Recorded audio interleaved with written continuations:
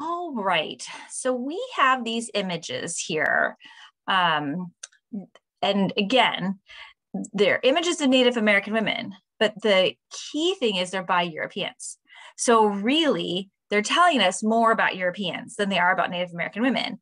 But sometimes the only way we can get to the stories of the people who haven't left us as many records or like tangible records is through the voices of those that were in power.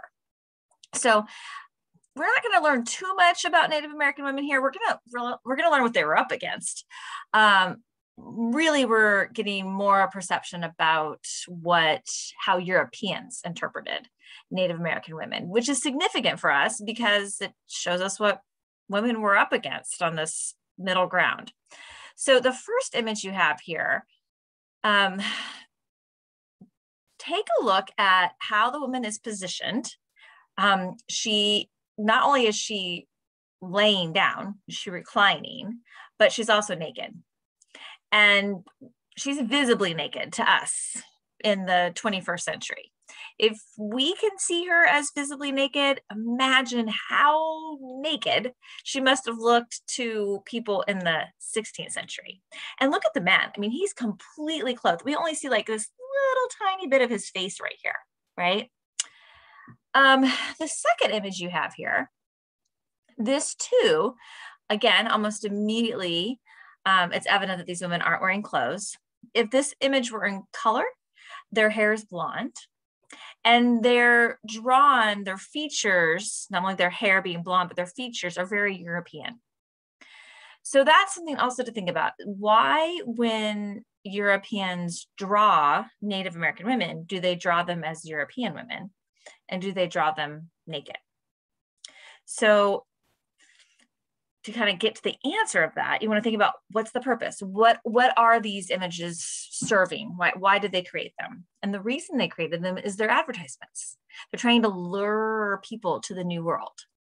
And if you want to sell a product in the 16th century, and even sadly, in the 21st century, sometimes the way to sell that product is to put what society deems as a beautiful woman in the picture. And so this is a European's perception of beauty, these European women. So you want to put them in the picture to, again, kind of lure Europeans to the new world. Now, in this picture, we said, notice that the woman is reclining and she's laying down, which suggests her availability. In the second image, the women are dropping seeds in the ground. So it's not only suggesting that women are fertile and available, but that the ground is fertile and available. Yet another thing to try to lure men to the new world. Now, the next two images that you have here, these, the image right here on the left is the image by John White, and the image on the right is the image by DeBry. Now, DeBry never came to the Americas. White did come here, and historians feel like he did a pretty intentional job of trying to reflect the people that he saw. Now, you also could argue that he saw them as like no different than like how he would draw like animals or plants and then people, right? So these images are still problematic, but perhaps maybe a little bit more reflective of being human as opposed to, and maybe not so much a reflection of being human, since I just said we could qualify that he's trying to like show humans alongside plants and animals, but more what I want to suggest is it's not so much an advertisement. It's sort of like, hey, look, this is what is in the new world. Whereas DeBry falls into that category of trying to be an advertisement. And look at the differences between these two images. First, White is centered on just the individuals. It's just two people sitting around a sort of plate of food, if you will. But in DeBry's image, there's a bounty. I mean, he's drawn the land behind there. He's got, food laid out. Look to how they're seated. In the image on the left, in White's image, They're seated, but it's like an active kind of squat, right? In DeBry's image, they're just kind of lounging, they're just kind of sitting back and like, look, this food just like falls in their lap, right? Look how great the New World is. You can just sit around, there's empty land behind you, and then just food just falls in your lap. The other thing to look at is how women are portrayed. So again, DeBry draws the woman with more European features. And look at how she's looking. Look at her gaze. In White's image, she's not even really looking at us. She's looking out, but she's kind of looking out to the side. And she has kind of an expression of like, she's almost kind of like humorous. So just like, you know, kind of smiling to herself off, you know, kind of but looking off, you know, kind of just whatever expression, right?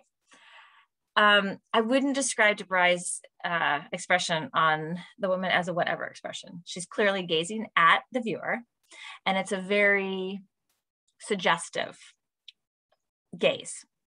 It's very bold in images, particularly for a woman, to look directly at the viewer. In our class, we won't really see a woman looking directly at the viewer until we get to the Rosie image in World War II.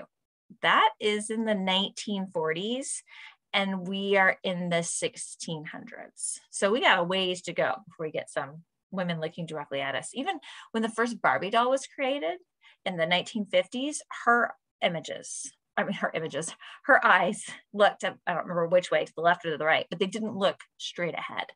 So it's a very bold thing. So again, as you're, you know, thinking about these images, they're advertisements for the New World. They suggest the sexual availability of women and also the availability of the land.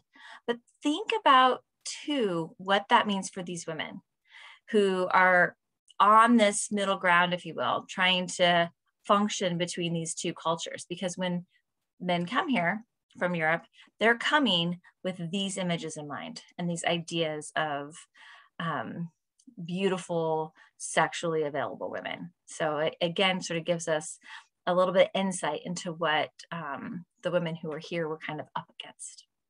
Okay, if you've got any further questions or thoughts, go ahead and put those in the discussion board.